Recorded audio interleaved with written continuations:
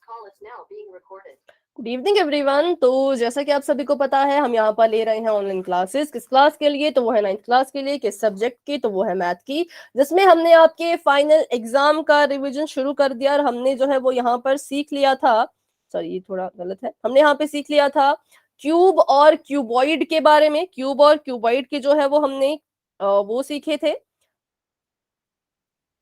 Area का formula और शायद से वॉल्यूम भी हमने सीख लिया था, है ना। तो आज जो हम शेप करने वाले हैं वो है सिलेंडर, जिसको हम कहते हैं। तो सिलेंडर की हम बात करेंगे आज, कि सिलेंडर का जो है वो total surface area, lateral surface area और वॉल्यूम जो है वो क्या होते हैं और कहाँ से ये बन के आए हैं। ठीक है, कहाँ से इनकी डेरिवेशन हुई है, कैसे कैसे हम कहते हैं कि इसका फॉर्मूला ये है, उसका फॉर्मूला ये है, उस सभी का पता हम आज लगाएंगे। और अच्छे से इनको सीखिएगा, इससे क्या होगा, आपको फॉर्मूलाज भी याद हो जाएंगे। ठीक है, चलिए। तो सबसे पहले आपको यहाँ पर, अगर आप अपने बुक का पेज नंबर 215 देखें, तो यहाँ पर आपको बताया गया है कि आपका जो सिलेंडर एक्चुअल में होता है वो किस शेप से बना हुआ होता है। तो वो रेक्टेंगल से बनता है। ठीक है, इस बात को आपने हमेशा याद रखना है कि आपकी जो शेप होती है, जिसको हम आप कहते हैं सिलेंडर, वो किससे बना है? तो वो एक रेक्टेंगल से बना है, एक रेक्टेंगुलर शेप से बना है। जब हम इस रेक्टेंगल को रोल करते हैं, फोल्ड कर देते हैं, तो ये रेक्टेंगल जो है वो ऐसी शेप ले लेता है। ठीक है, रेक्टेंगल क्या करेगा? ऐसी शेप ले लेगा। तो हमने पढ़ा था कि जब हम क्यूब और क्यूबॉइड के बारे में पढ़ रहे थे, क्यूब हमारा बनता है स्क्वायर से। ठीक है, तो हमने क्यूब के फॉर्मूलाज स्क्वायर की हेल्प से निकाले थे। फिर हमने क्यूबॉइड के बारे में पढ़ा, क्यूबॉइड बनता है आपका रेक्टेंगल से। तो हमने क्या किया था, रेक्टेंगल के फॉर्मूलेज किया, रेक्टेंगल का जो भी एरिया है उसकी हेल्प से हमने क्यूबॉइड के फॉर्मूलाज फाइंड किए थे। अब हम यहाँ पर भी देख पा रहे हैं कि यहाँ पे जो हमारा सिलेंडर है वो भी किससे बन रहा है? वो भी हमारा रेक्टेंगल से ही बन रहा है। तो इट मींस हम जो है वो रेक्टेंगल को यूज करके ही इसके भी फॉर्मूले बना सकते हैं। ठीक है, अभी अगर हम इसके कर्व्ड सरफेस एरिया की बात करें, तो देखो आपको पता होगा कि क्यूब और क्यूबॉइड के केस में इसी कर्व्ड सरफेस एरिया को हम लेटरल सरफेस एरिया का नाम देते थे। लेटरल सरफेस एरिया कब हम यूज करते थे? जब आपके क्यूब या फिर क्यूबॉइड का टॉप और बॉटम क्या हो, मिसिंग हो, या उसको जब हम इग्नोर करते हो, तब उसे हम कहते हैं लेटरल सरफेस एरिया। ठीक है, तो सेम वैसे ही सिलेंडर के केस में भी होगा कि जब आप सिलेंडर के टॉप और बॉटम को इग्नोर करोगे, इन दोनों सरफेसेस को निग्लेक्ट कर दोगे कि हमें ये दोनों सरफेसेस नहीं चाहिए, इसके नीचे और ऊपर वाले, तब आपका सिलेंडर का कर्व्ड सरफेस एरिया जो है वो फाइंड किया जाएगा। किस किस को ये पॉइंट समझ आया वो वाई टाइप करेंगे, जिसको डाउट है वो मुझसे पूछ सकते हैं। मैम एक बार और रिपीट कर दो। ठीक है, एक बार इसको हम और रिपीट करते हैं कि अच्छा, भी बहुत से बच्चे ज्वाइन कर रहे हैं, उनको भी ज्वाइन करने देते हैं। रिपीट, ठीक है, रिपीट करेंगे इसको। ठीक है, चलो। मैंने कहा कि अभी हम पढ़ रहे हैं सिलेंडर के बारे में, और सिलेंडर का कौन सा वाला एरिया? तो कर्व्ड सरफेस एरिया। कैसा वाला? कर्व्ड। ठीक है,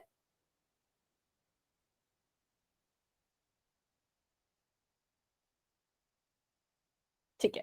तो कभी भी आपको किसी भी शेप का कर्व्ड सरफेस एरिया पूछा जाए या लेटरल सरफेस एरिया पूछा जाए, लेटरल हम यूज करते हैं इस शेप में। तो लेटरल सरफेस एरिया जो वर्ड है वो हम यूज करते हैं क्यूब और क्यूब में। बाकी अगर हम बात करें, आपके कोन हो गया, सिलेंडर हो गया, उसमें हम बात करेंगे कर्व्ड सरफेस एरिया के बारे में। स्फीयर हो गया, उसमें हम बात करेंगे कर्व्ड सरफेस एरिया की। दोनों सेम है, दोनों का जो मतलब है वो एक तरह से सेम ही होता है, बस नाम इनके अलग अलग कर दिए, क्योंकि इसमें साइड्स होती हैं। जो आपके क्यूब और क्यूबॉइड होती हैं उसमें साइड्स होती है, जैसे आप बोलते हैं ना क्वाड्रिलेटरल, है ना। तो क्वाड्रिलेटरल में लेटरल का मींस होता है साइड्स, तो वैसे ही आपके क्यूब और क्यूबॉइड में साइड्स है, तो हम कहेंगे कि ये इसका लेटरल सरफेस एरिया है।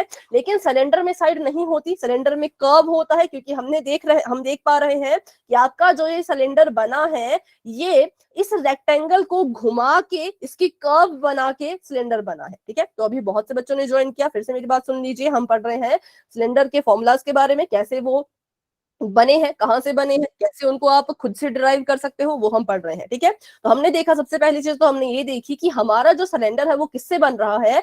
वो एक रेक्टेंगल से बन रहा है। ठीक है, एक उसमें रेक्टेंगल लग रहा है, और भी कुछ उसमें अभी ऐड होगा, लेकिन अभी कर्व्ड सरफेस एरिया में उसको हम ऐड नहीं करेंगे।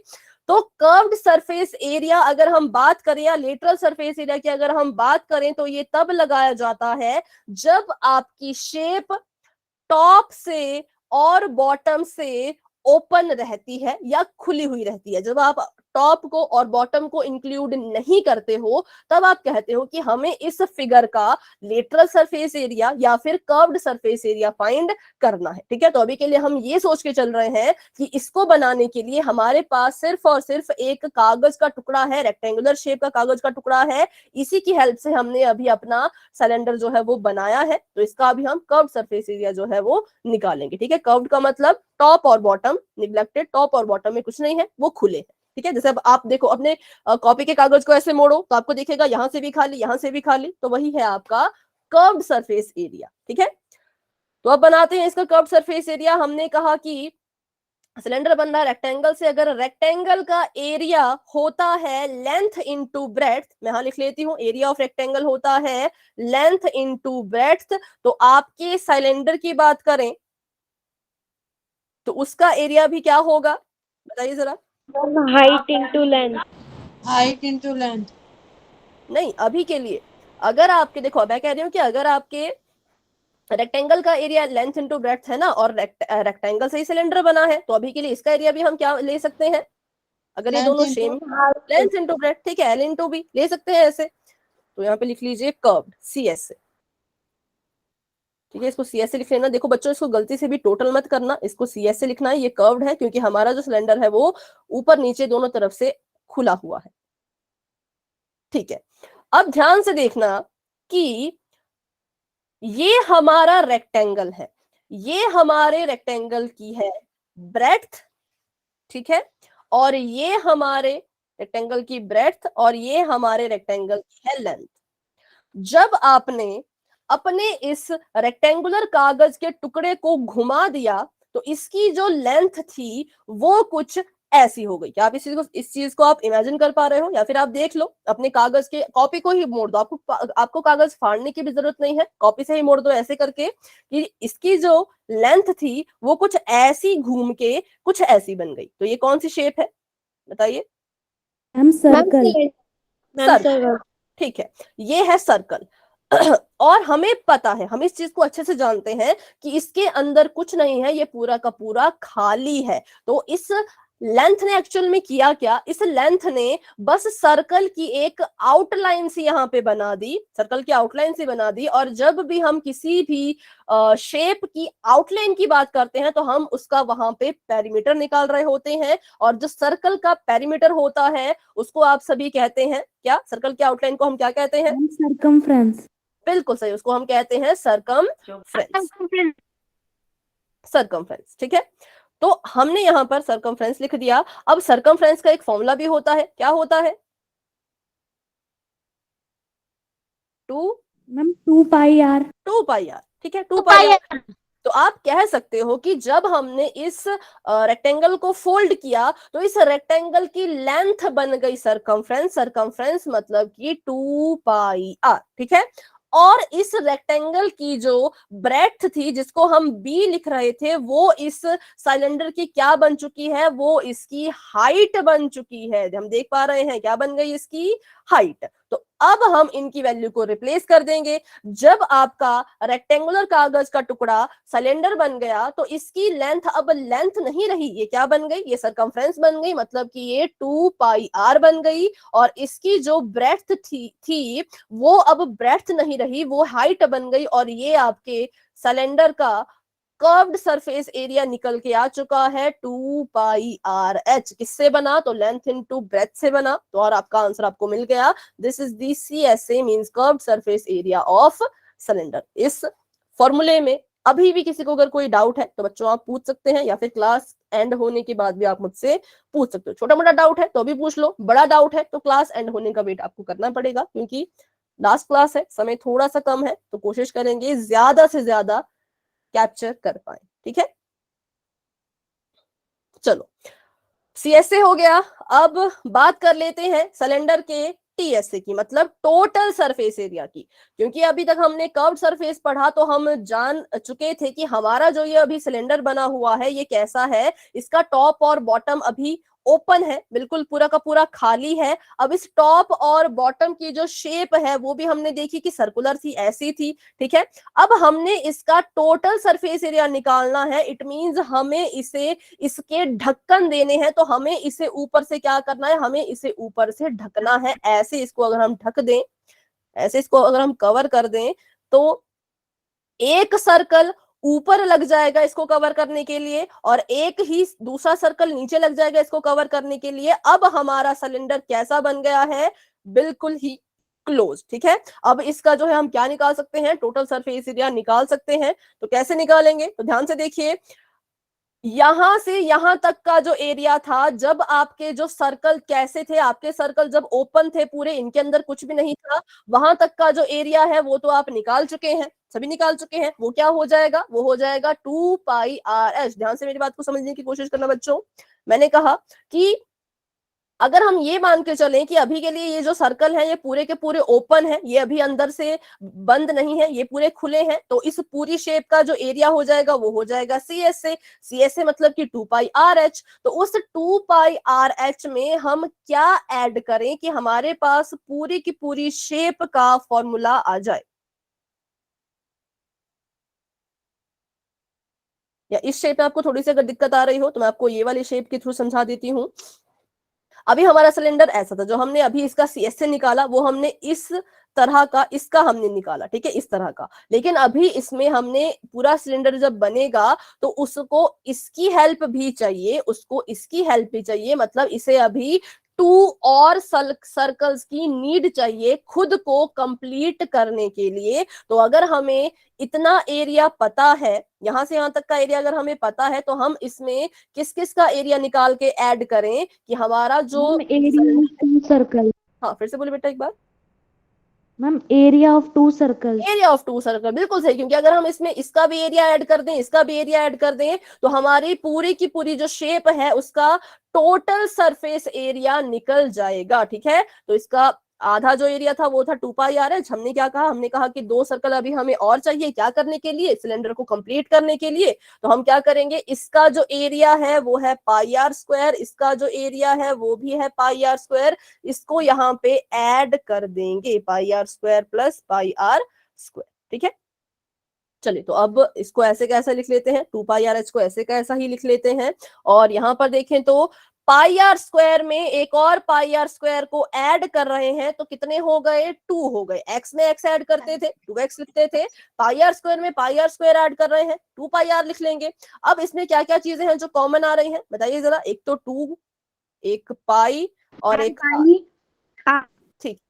तो ये चीजें कॉमन आ गई, तो अंदर बच गया h। और यहाँ पर देखिए 2 r थे, यहाँ पे ऐसा मत करना कि कुछ भी नहीं लिखा 1 लिख दिया, 1 नहीं लिखेंगे, क्यों, क्योंकि इसके पास 2 r है। कैसे पता लगा, स्क्वायर लगा है, स्क्वायर को खोलो अगर तो r इंटू r आ जाएगा। तो 2πr बाहर कॉमन आप ले चुके हो, और एक r अभी भी बच रहा है, तो हम लिख सकते हैं इसको कि बाहर 2πr अगर है तो अंदर यहाँ पे बचेगा एक r, ठीक है। जिसको ये चीज क्लियर हो गई, ये वाली, वो y टाइप करेंगे। इसमें डाउट है तो अभी के अभी पूछ लो। मैम एक बार रिपीट कर दीजिए। चलो ठीक है, इसको रिपीट करते हैं, इसको थोड़ा सा एक्सपेंड करके मैं लिख लेती हूँ, ठीक है। इसको हम लिख सकते हैं 2πr(h), तो इसको मैंने 2πr(h) ही रहने दिया, ऐसे का ऐसा, ठीक है, प्लस का साइन लगा दिया। 2π, यहाँ पे r² है, अगर मैं स्क्वायर को हटा दूं तो क्या कैसे लिखा जाएगा इसको, r इंटू r होता है ना। जब हम x² को तोड़ के लिखते हैं तो x इंटू x लिखते हैं, मतलब जिसकी पावर है, x की पावर है तो x को लिखा जाएगा कितनी बार, तो जितनी पावर है, 2 पावर थी तो 2 बार लिखा जाएगा, ठीक है। तो ऐसे हमने यहाँ पे इसको लिख दिया, और ये लिख दो यहाँ पे। तो क्या क्या कॉमन आ जाएगा, यहाँ पर कॉमन आ गया 2πr, इसको बाहर कॉमन ले लिया, अंदर बच गया h, यहाँ से 2πr कॉमन ले लिया, अंदर बच गया r। तो ये आपके सिलेंडर का टोटल सरफेस एरिया जो है वो आ चुका है, ठीक है। टोटल सरफेस एरिया किसका, सिलेंडर का, क्या है, 2πr ब्रैकेट में h प्लस r। अब आप कुछ बच्चे बोलेंगे ऐसा तो नहीं था, कुछ अलग सा था, तो वो अलग क्या था वो भी मैं आपको बता देती हूँ। वो था 2πr r प्लस h, ठीक है।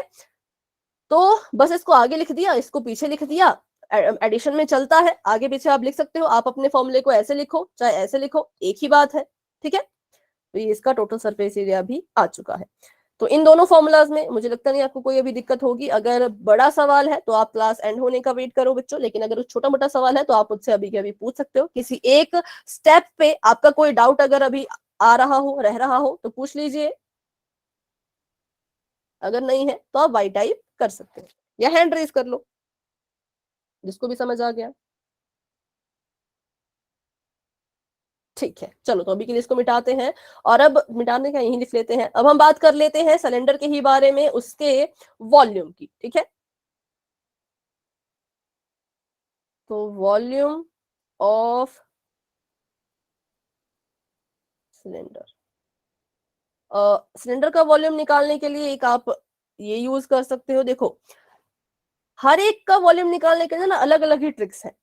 जब आपको क्यूब और क्यूबॉइड का वॉल्यूम निकालना है, तब आपको बस इतना ध्यान रखना है कि उनमें जितनी भी डायमेंशंस हैं सभी को मल्टीप्लाई कर दो। जब आपको सिलेंडर का वॉल्यूम निकालना है तो इसमें ये वाली चीज थोड़ी सी जो है वो अलग हो जाएगी, है ना, क्योंकि इसमें डायमेंशन तो कुछ अजीब सी थी। तो इसमें होता है कि आप क्या करो, इसका जो बेस है उसका area, area of its base, और इसकी हाइट को मल्टीप्लाई कर दो। ठीक है, एरिया ऑफ बेस, इसके बेस का जो एरिया है उसको और इसकी हाइट को मल्टीप्लाई कर दो तो सिलेंडर का वॉल्यूम आ जाएगा। मैंने देखा मेरा जो सिलेंडर है उसका जो बेस है वो एक सर्कल है, सर्कल का एरिया होता है पाई आर स्क्वायर, इसकी जो हाइट है वो तो एच ही है, तो मल्टीप्लाई कर देंगे एच से, तो ये बन जाएगा पाई आर स्क्वायर एच, और यही आपके वॉल्यूम होता है किसका, ठीक है।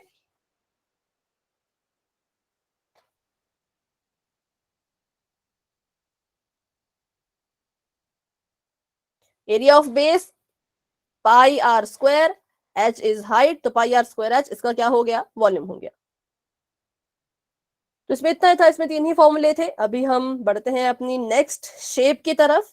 तो कोई भी डाउट होगा तो मेरा वही है, छोटा मोटा डाउट है तो पूछ लिया करो बीच बीच में। अगर बड़ा डाउट है फिर से पूरा रिपीट करने को अगर आप चाहते हैं तो वो हम क्लास के एंड में करेंगे। ठीक है, तो अभी ये हो चुका है। इसके क्वेश्चन अभी बच्चों नहीं कर पाएंगे, अभी हम सभी शेप्स की क्या कर रहे हैं मैम हाँ जी, मैम जैसे किसी भी मतलब कोई भी डायमेंशंस होती है, उसका अगर हमें वॉल्यूम निकालना है तो उसके हाइट और उसका मतलब जो बेस का एरिया होता है उसको ही हमेशा मल्टीप्लाई नहीं करते हैं। हमेशा और नहीं, सिर्फ सिर्फ इसके केस में ऐसा होगा।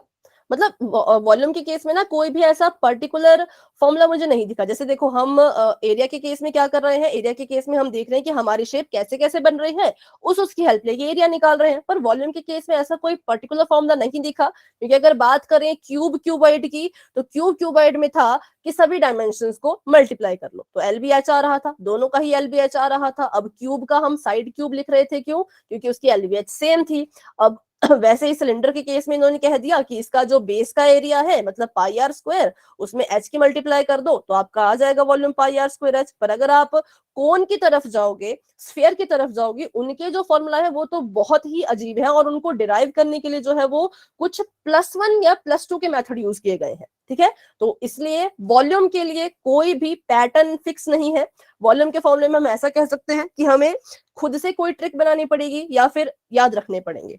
क्यूब क्यूबॉइड और बेलन, सॉरी बेलन नहीं, स्टैंडर्ड तक तो ठीक है, पर हाँ उसके आगे थोड़े थोड़े से हम कंफ्यूज उनमें हो जाते हैं। पर उसके लिए भी ट्रिक मैंने बना रखी है, क्योंकि एक्सप्लेनेशन वॉल्यूम की तो हम नहीं करेंगे, सिर्फ एरियाज की करेंगे। ठीक है, हाँ इसके अलावा कोई क्वेश्चन है तो। Okay ma'am. Yes ma'am. Ma'am जो क्या बोलते हैं, अगर हम सरफेस एरिया निकाल रहे हैं तो उसके पैरामीटर और हाइट को लेते हैं ना?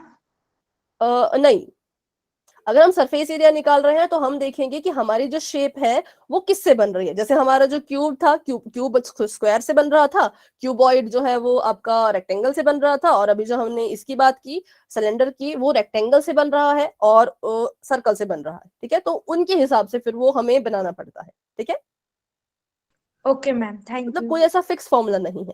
चलो तो अभी बढ़ते हैं अपने कोण की तरफ। तो अगर आप अपनी एनसीईआरटी की बुक को देखो, देखो मैथ की बुक में हम करते क्या है, जल्दबाजी तो नहीं कह सकते, पर यही आदत है हमें पहले से ही कि हम सीधे एक्सरसाइज पढ़ते हैं। लेकिन आपको हमेशा क्या करना है, 10th में इस चीज को याद रखना, हमेशा खुद से ट्राई करना। कोई भी चैप्टर पढ़ोगे चैप्टर जैसे मान लीजिए एक्सरसाइज 1.1 आप पढ़ रहे हैं, एक्सरसाइज 1.1 स्टार्टिंग के पेज से लेकर के एक्सरसाइज 1.1 के बीच में जितने भी पेजेस होंगे उनको भी खुद से रीड अगर आप बच्चों करते हो तो आपके आधे से ज्यादा बेसिक या डाउट्स वहीं पे क्लियर हो जाते हैं। ठीक है, तो कोशिश करना 10th में शुरू से ही कोशिश करना कि कोई भी आप एक्सरसाइज कर रहे हो उस एक्सरसाइज के पीछे के जो कुछ पेजेस होते हैं उनको भी एक बार ऐसे पढ़ लिया करो कि क्या क्या इसमें है, समझ आता है तो ठीक है, नहीं आता तो आप टीचर से भी पूछ सकते हैं, लेकिन उनको खुद से पढ़ा करें। ठीक है, इससे आपकी सेल्फ स्टडी की जो वो है वो भी डेवलप हो जाएगी हैबिट, और थोड़ा बहुत आपको मैथ और अच्छे से समझ आने लगेगा। जैसे अभी हम देखो हम यहाँ पे पढ़ रहे हैं कि कौन जो है वो कैसा, एक मिनट कुछ मैसेज आए हैं, हाँ वेरी गुड, तो ये बहुत अच्छी चीज है, इससे जो है वो काफी आपको भी लगा होगा कि कितने बेसिक हमारे कितने डाउट हमारे यहीं पे भी क्लियर हो जाते हैं, है ना। तो जैसे अभी हम कोन का फॉर्मूला पढ़ेंगे कैसे बना, तो वो आपको सारा देखो यहीं पर दिया हुआ है, मैं एक्स्ट्रा से कुछ नहीं बता रही, जो यहाँ दिया है वही मैं आपको समझा रही हूँ। तो इसको अच्छे से सीखेंगे फिर आप देखना कि ये तो बहुत ईजी था, है ना। तो पहले देख लेते हैं कोन के बारे में, ये कह क्या रहे हैं, ये कह रहे हैं कि ये हमारा एक कोन है, इस कोन को इन्होंने क्या किया तो बस ओपन कर दिया, खोल दिया। ठीक है, ये कोन आपका ऐसा दिखता है, कोन को इन्होंने खोला, पहले तो ये ऐसा बना और जब पूरा खोला तो ये ऐसा बन गया, ये एक कागज का टुकड़ा कह लो, ये एक पीस ऑफ पेपर इन्होंने कह लिया कि ऐसे करके हमारा कोन जो है वो खुल जाता है। फिर इन्होंने कहा कि अब हम क्या करेंगे, हमें कोन का जो है वो कर्व्ड सरफेस एरिया निकालना है। कर्व्ड सरफेस एरिया अगर नाम आ गया तो समझ जाना कि आपका जो ये वाली चीज है ये पूरी ऊपर से खुली है। इट मींस आप अभी इस कोन के अंदर कुछ डाल सकते हो, ये ऊपर से बंद नहीं है क्योंकि कर्व्ड की बात कर दी। अगर टोटल सरफेस एरिया लिखा होता तो आप समझ जाते कि आपका ये कोन ऊपर से पूरा लॉक है, ब्लॉक है, इसमें आप कुछ भी नहीं डाल सकते, ये पूरा सा यहाँ से बंद है। लेकिन हम बात कर रहे हैं कर्व सरफेस एरिया की, तो इट मींस ये यहाँ से अभी के लिए खुला है। ठीक है, तो अभी कर्व के लिए उन्होंने कहा कि क्या करो, पहले तो कोन को खोल दो, कोन को खोला तो ऐसी शेप में आपका पेपर जो है वो निकल के आया। फिर इन्होंने कहा अपनी मर्जी से हम ये कर रहे हैं, ठीक है, अब जो हम कर रहे हैं वो हम अपनी इच्छा से कर रहे हैं। हमने देखा कि क्यों ना हम इसको छोटे छोटे छोटे छोटे ट्रायंगल्स में बांट दें, तो बांट दिया। ऐसे करते करते करते इन्होंने जो है वो यहाँ पे बहुत सारे छोटे छोटे से ट्रायंगल बना दिए और इनको क्या कर दिया, कट कर दिया। फिर यहां से हमने सीखा कि हमारा जो कोन है वो कैसे बन रहा है, वो ट्रायंगल से बन रहा है। ठीक है, ट्रायंगल्स की मदद से बन रहा है। तो इट मींस अगर हम इसका एरिया निकाल रहे हैं तो हमें पता होना चाहिए कि ट्रायंगल का एरिया क्या होता है। तो बताइए what is the area of triangle.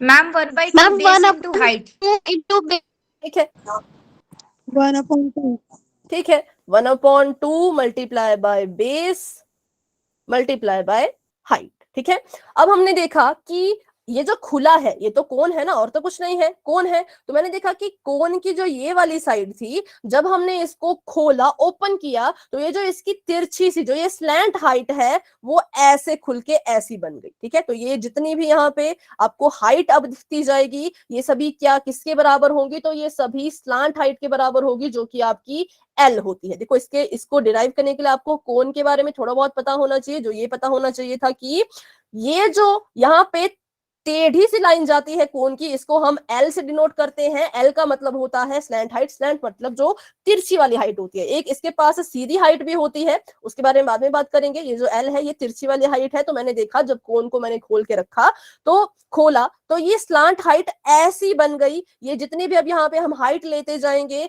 ये सारी की सारी स्लैंट हाइट के ही इक्वल आएगी। कौन कौन इसको इमेजिन कर पा रहा है, कंपेयर कर पा रहा है, वाई टाइप करें, डाउट है तो पूछ लीजिए।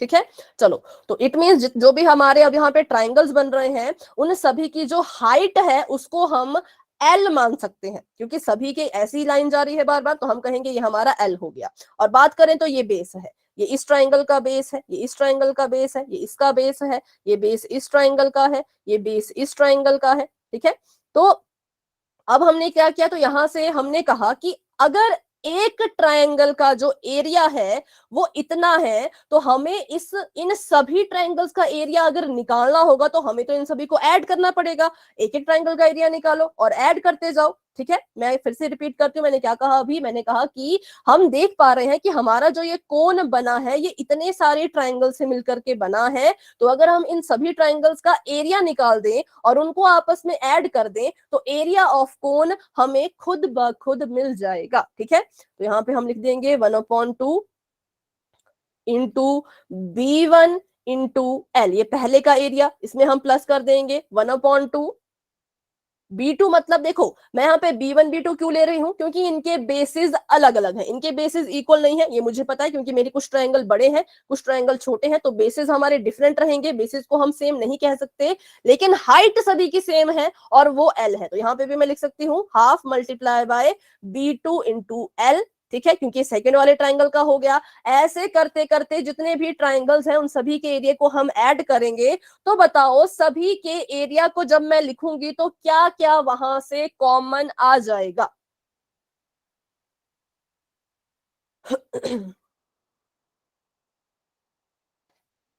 सभी मैम ट्रायंगल्स के एरिया, 1/2 मैम 1/2 हाँ, इंटू में एल आ जाएगा और इंटू फिर L। जो कर्व बाउंड्री है ना वो आ जाएगी। पर अभी उसके बारे में हमने बात नहीं की, कर्व बाउंड्री की उसके बारे में बात करेंगे, पर हाँ जितना मेरा सवाल था उसका आंसर आपका ठीक है कि 1/2 कॉमन आ जाएगा और L कॉमन आ जाएगा, क्योंकि सभी में होगा। ऑब्वियसली बात है, ट्रायंगल का फॉर्मूला एरिया है, तो जितने भी ट्रायंगल हैं सभी में आपको हाफ देखने को मिलेगा, सभी में आपको L देखने को मिलेगा, लेकिन सभी के बेसिस हो जाएंगे अलग अलग। तो अगर मैंने फर्स्ट ट्रायंगल के एरिया से 1/2 L कॉमन लिया तो अंदर बच जाएगा मेरा B1, और सेकंड वाले से लिया तो अंदर बच जाएगा B2, थर्ड वाले से 1/2 L कॉमन लिया तो अंदर बच जाएगा B3 एंड सो ऑन। जितने ट्रायंगल हैं उन सभी के साथ ऐसा ही होता जाएगा। ठीक है, अब बात करते हैं, हमने हाइट को तो L मान लिया, अब देखते हैं कि बेस का क्या करना है, तो इसको भी एक बार देख लेते हैं। तो मैंने देखा कि जब हमने अपने इस कोन को ऐसे खोल के ऐसे फैला के रखा तो ये इसके बेसिस थे, और जैसे ही मैंने इसको फिर से फोल्ड कर दिया तो ये सभी के सभी बेसिस मिल गए, और कैसी इन्होंने शेप बना दी, तो कुछ ऐसी इन्होंने एक यहाँ पे ऐसी शेप बना दी ऐसे करके। आप भी इसको इमेजिन कर पा रहे होंगे कि जब आप इसको ऐसे बंद कर दोगे तो जितने भी बेसिस हैं वो सभी ऐसे बन जाएंगे। ठीक है, मतलब ऐसा कुछ यहाँ पे बना देंगे। तो कौन सी शेप है ये, फिर से वही बात आ गई, कौन सी शेप है? सर्कल।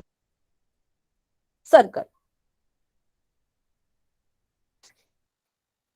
सर्कल। ठीक है, तो ये हमारे पास आ गया सर्कल, लेकिन हमें ये भी पता है कि ये अंदर से खाली है, तो ये पूरा सर्कल नहीं होगा। जो ये सारे बेसिस हैं ये मिलके बस सर्कल की क्या बना रहे हैं? Ma'am boundary. बाउंड्री। सब अच्छा, मुझे बस 1 मिनट दीजिएगा, 1 मिनट देना बच्चों, ठीक है।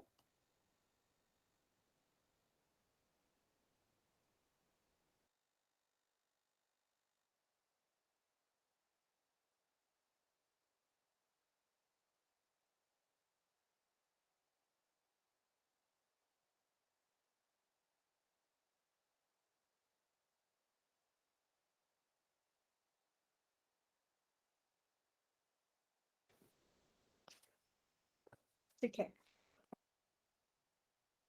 बाउंड्री बना देगा, और हमने अभी भी पढ़ा कि सर्कल की जो बाउंड्री होती है उसे हम क्या कहते हैं, उसे हम कहते हैं सरकमफ्रेंस। तो जितने भी बेस हैं उन सभी ने मिलकर के सर्कल की सरकमफ्रेंस बना दी। तो हम बेस के जो एडिशन है उसको हटा के वहां पे क्या लिख सकते हैं, सरकमफ्रेंस ऑफ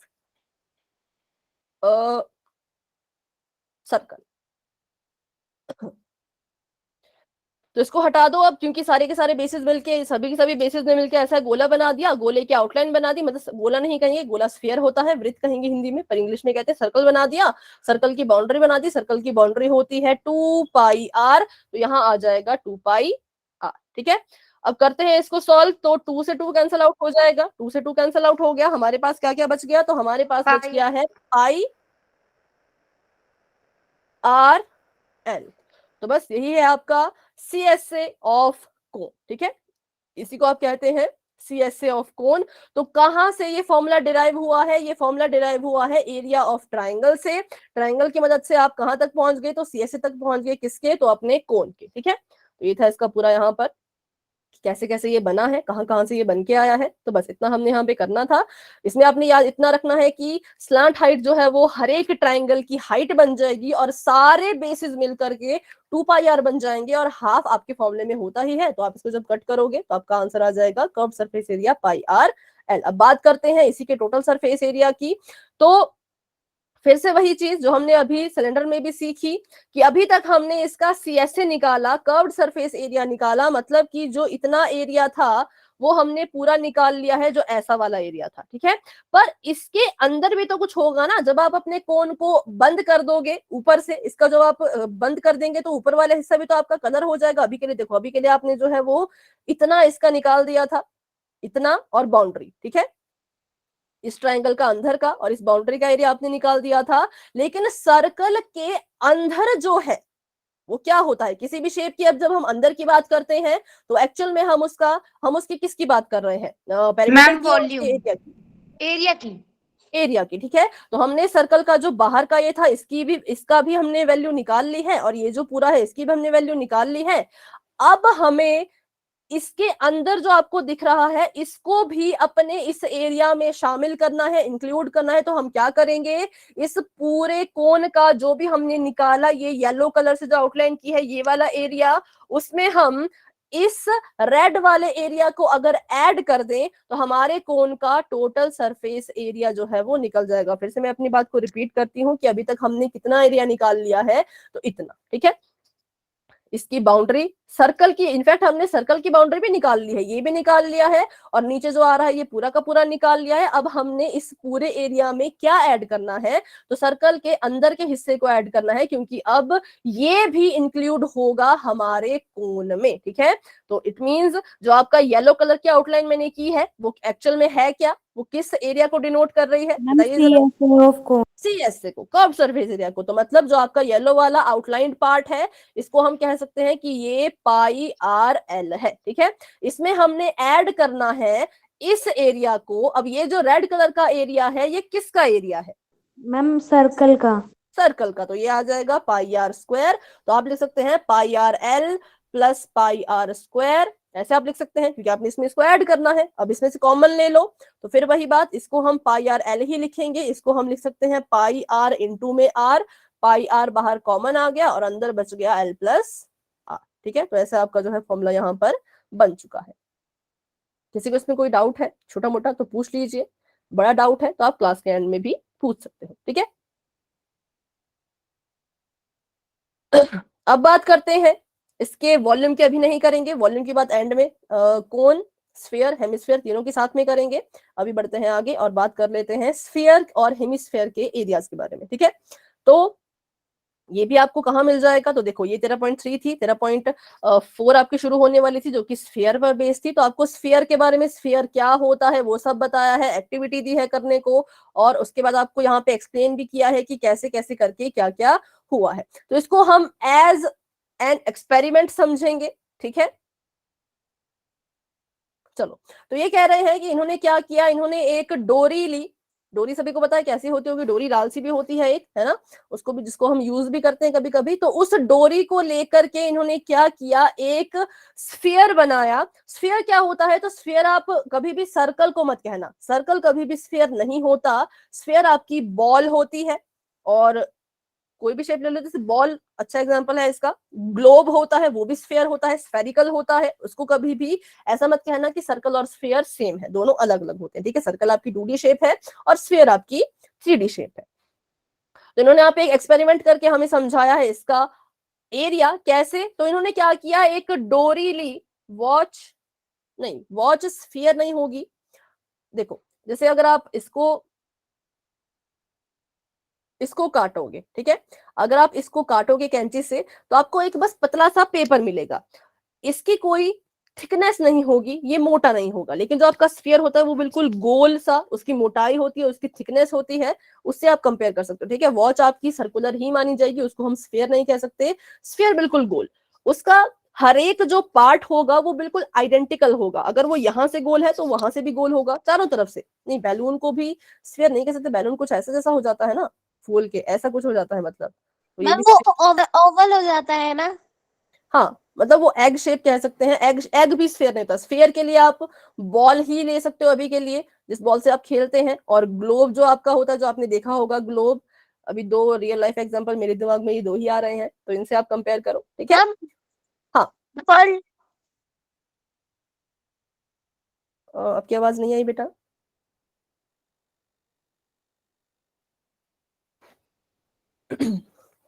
ठीक है, पहले इसको समझ लेते हैं तब हम, कि एक डोरी लेकर के पर्ल,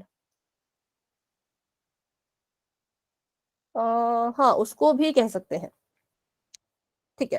तो देखो इन्होंने क्या किया, डोरी से एक स्फीयर बनाया, ठीक है, डोरी लेकर के इन्होंने एक स्फीयर बनाया, और इस डोरी को खोल दिया, और इस डोरी की हेल्प से कुछ सर्कल बनाने की कोशिश की। तो यहां पर ये हमें बता रहे हैं कि इस डोरी को खोल के जब सर्कल बनाए तो 4 सर्कल बने, उसके बाद ये डोरी खत्म हो गई। अब कुछ बच्चों का सवाल ये उठ सकता है कि 5 क्यों नहीं बने, 6 क्यों नहीं बने, हम ज्यादा डोरी लेके 5 बना सकते हैं, 6 बना सकते हैं। इसलिए मैंने कहा कि इसको हम एज एन एक्सपेरिमेंट ही पढ़ेंगे। इन्होंने कहा कि 4 है तो हम 4 ही मान के चलेंगे, ठीक है।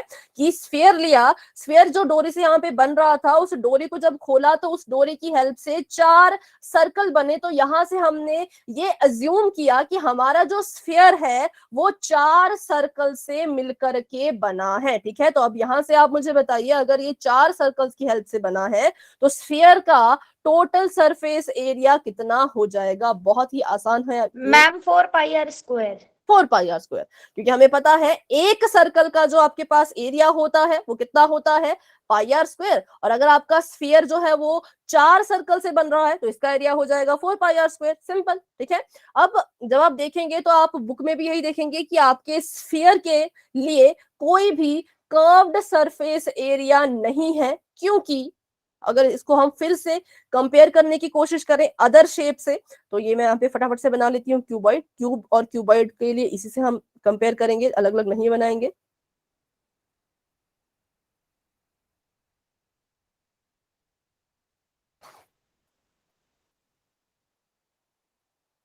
कर्व्ड सरफेस एरिया के लिए हम ये ऐसा मानते हैं कि उसके लिए जो है वो टॉप और बॉटम को इंक्लूड नहीं करना होता।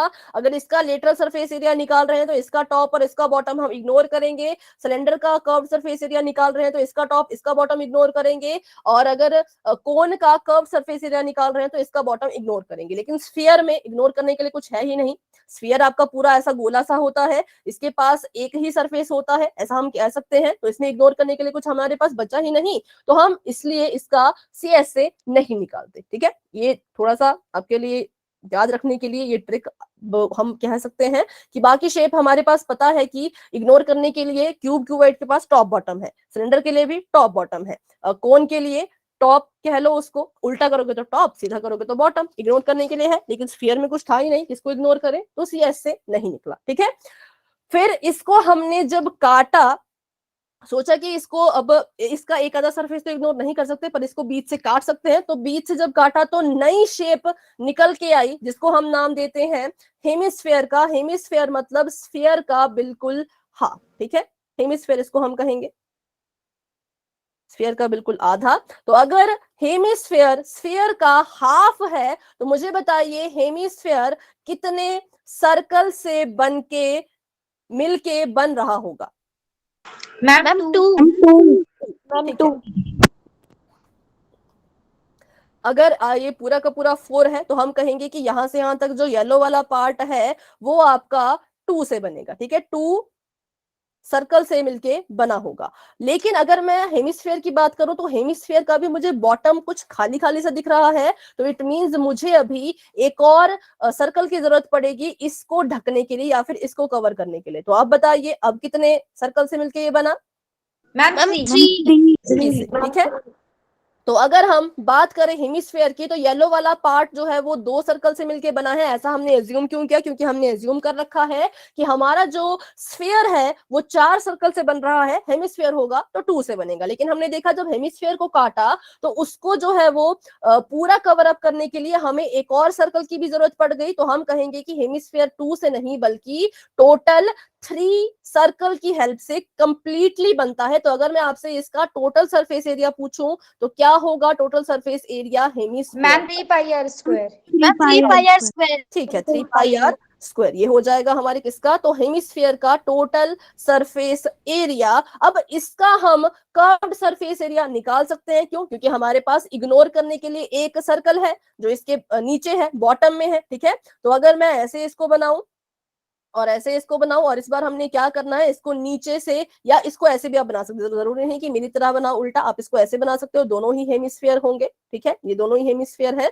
तो अगर इसका मैं सीएसए निकालना चाहती हूँ तो इट मींस मैं क्या कर रही हूँ, मैं सिर्फ इतने ही पोर्शन को अब लूंगी, और मुझे पता है कि इतना पोर्शन जो है वो कितने सर्कल की हेल्प से बना है, मैम 2 2 सर्कल्स। 2 से, ठीक है। तो अब हम मैम कहेंगे कि 2 अगर हमें हेमिस्फीयर का सीएसए निकालना है तो वो कितना आएगा,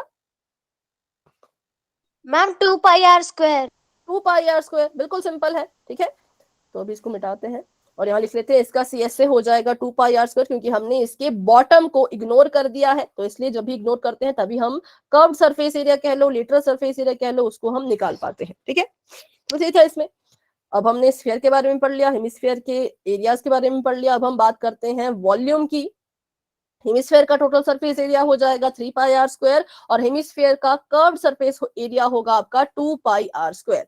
अब हम तीनों के तीनों वॉल्यूम एक साथ लिखेंगे, स्फीयर का भी, हेमिस्फीयर का भी और कोन का भी, ठीक है, ताकि उसमें हम कुछ तो देख पाए, कुछ तो इनमें क्या पता सिमिलरिटीज आपको दिख जाए या कुछ डिफरेंसेस आपको दिख जाए। मैं रिपीट कर रही हूँ कि इनकी एक्सप्लेनेशन हम नहीं करेंगे, क्योंकि इनकी एक्सप्लेनेशन काफी काफी तो नहीं, थोड़ी बहुत हाई लेवल की हो जाती है, तो कुछ बच्चों को वो अच्छे से क्लियर नहीं हो पाएगा, उससे आप और कंफ्यूज हो जाएंगे। कहते हैं ना, आधी नॉलेज ज्यादा खतरनाक होती है, तो वो आधी नॉलेज भी नहीं देनी, जितनी है उतनी रखते हैं। वो आप बड़े जब होंगे तो आप उसको सीख लोगे, तो इसलिए इसके एक्सप्लेनेशन के चक्कर में नहीं पड़ेंगे, ट्रिक का यूज करके थोड़ा बहुत सीख लेंगे। ये है वॉल्यूम ऑफ को। चलो, तो वॉल्यूम ऑफ स्फीयर की बात करूं तो स्फीयर से शुरू करते हैं। ट्रिक ये है कि सबसे पहले मैं लिख लेती हूँ, फिर आपको खुद पता लग जाएगा, ठीक है।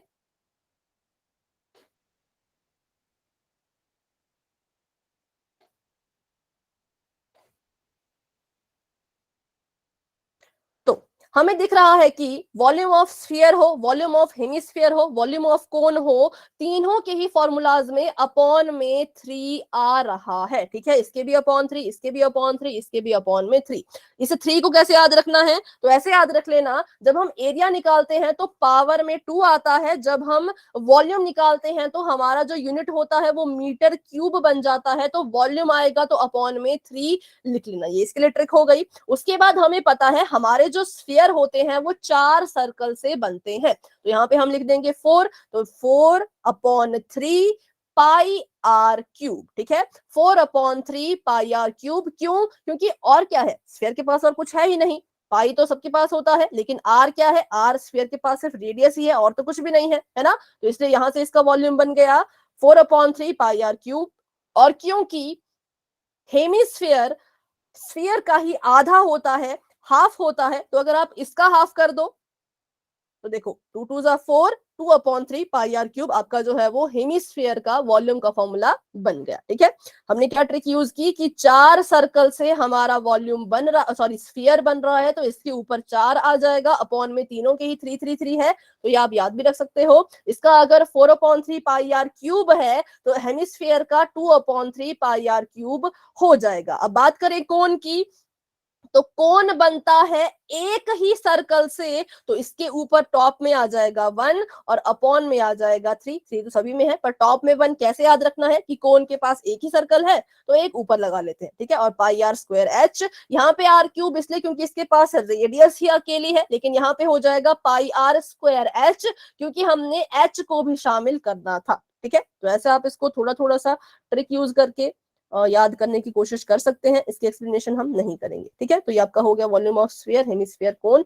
वॉल्यूम ऑफ सिलेंडर के बारे में हमने पढ़ लिया था कि उसका बेस का जो एरिया होगा उसको हाइट से मल्टीप्लाई कर देना, तो वो आ जाएगा। क्यूब और क्यूबाइड में जितने भी डायमेंशन है सभी को मल्टीप्लाई कर देना, उनका वॉल्यूम आ जाएगा, ठीक है। तो चलो अभी के लिए एक छोटा सा मैम आपका टेस्ट ले लेते हैं, ये हमारे पास है थोड़ा समय, उसमें थोड़ा सा आपका एक छोटा सा मैम टेस्ट हम लेंगे, जिससे पता लग जाएगा कि कितने आपको ये फॉर्मूलाज अभी क्लियर हो चुके हैं, ठीक है।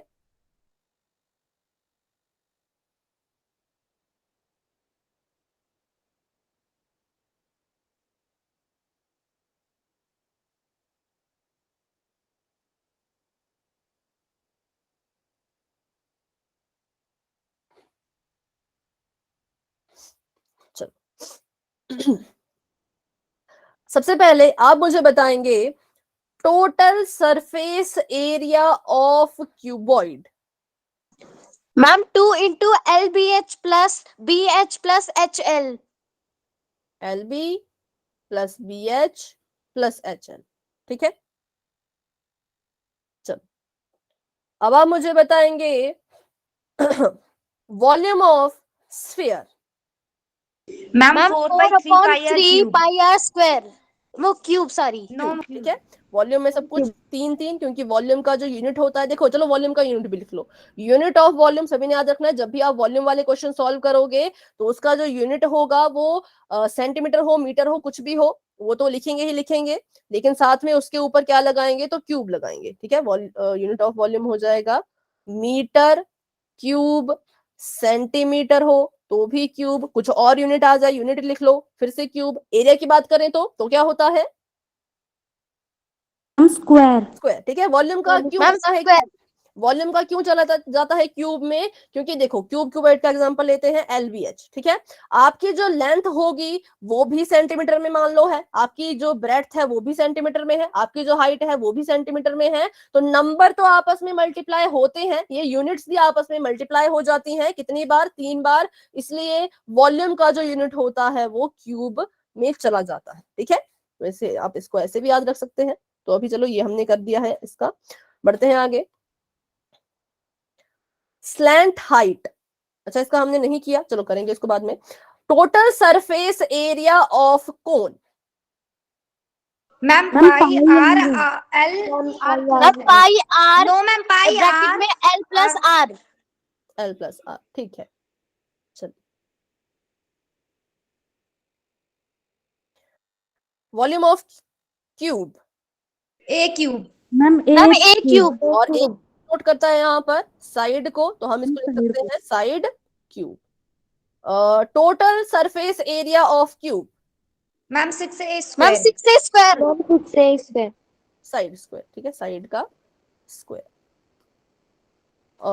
Volume of cuboid, ma'am length into breadth ma'am into height. LBH। L into b into H.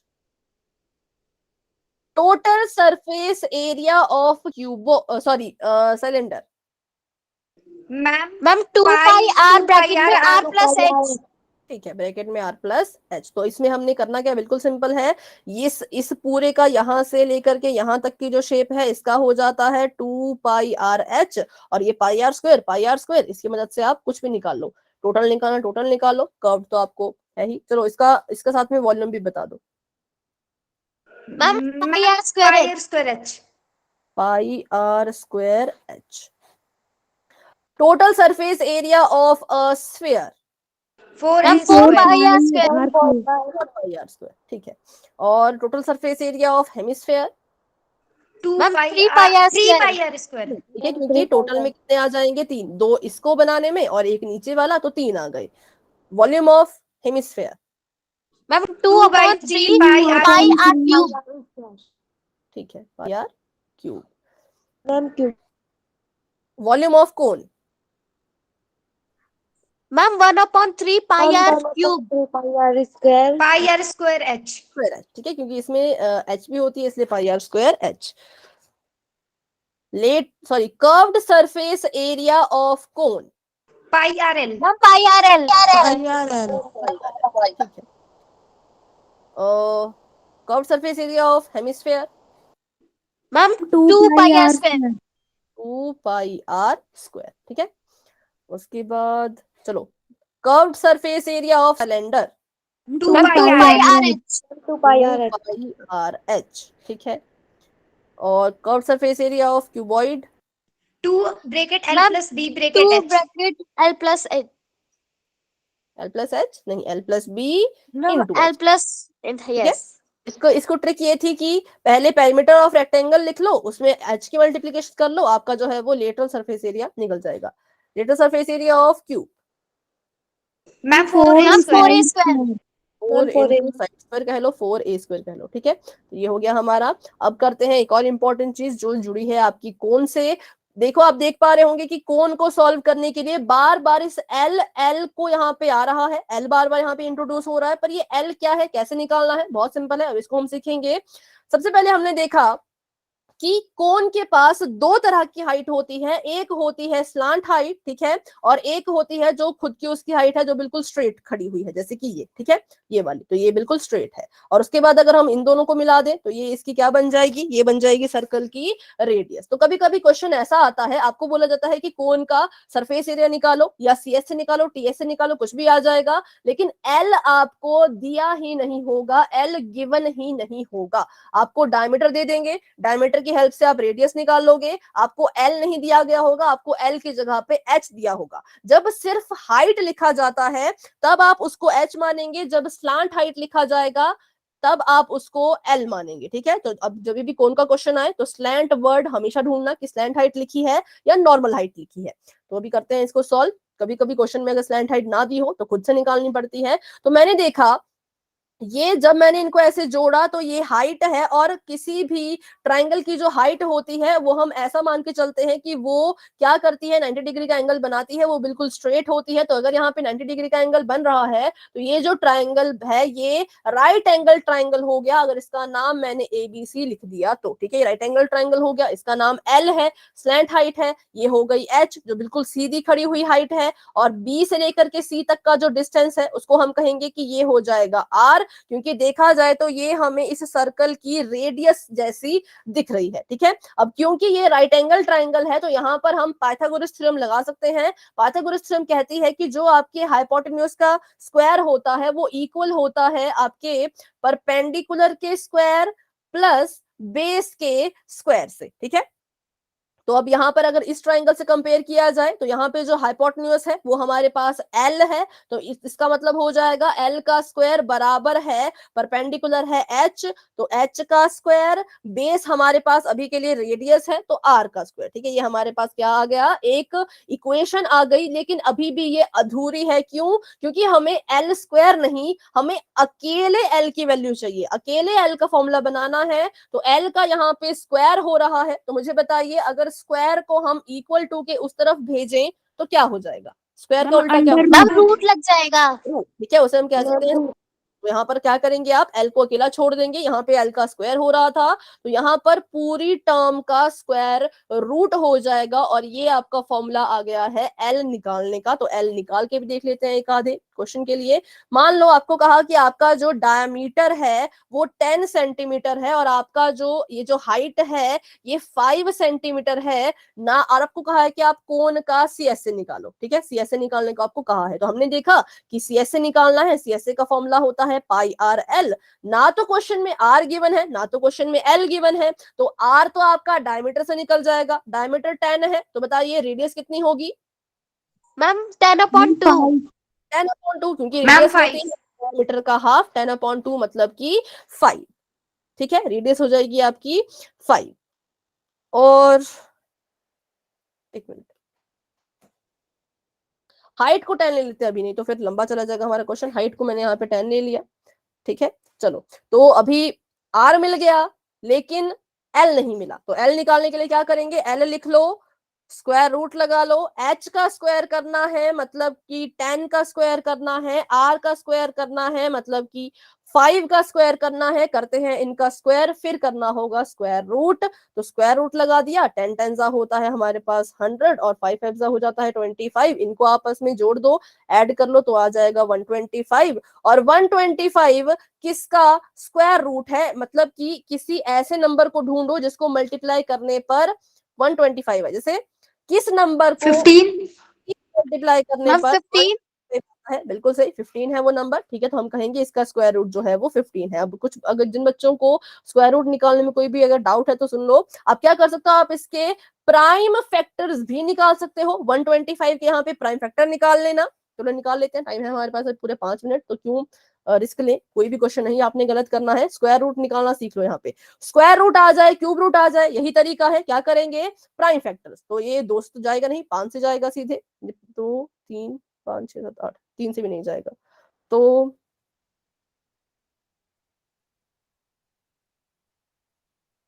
कुछ गलत हुआ तो बताना। मैम गलत हो रहा है मैम, 15 का नहीं होगा, 125।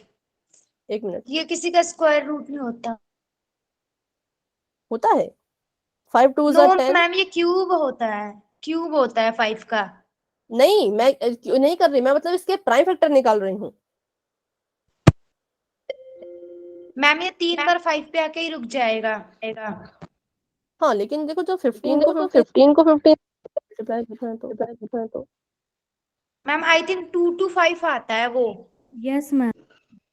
अच्छा एक मिनट, यस मैम 2 to 5 ही आएगा।